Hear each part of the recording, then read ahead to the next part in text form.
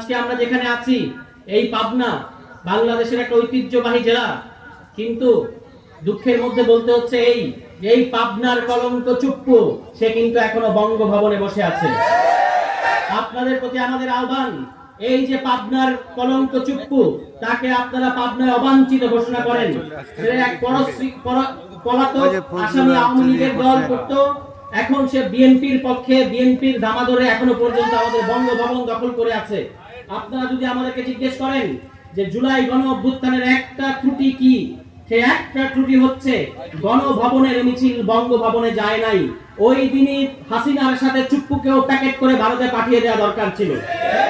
ইনশাআল্লাহ বিএনপি সরকারকে আমরা বলতে চাই, যদি আপনারা বাংলাদেশে গণ অভ্যুত্থানের আকাঙ্ক্ষা থেকে বিচ্যুত করেন, তাহলে পরের বার বঙ্গভবন আর অক্ষত থাকবে না।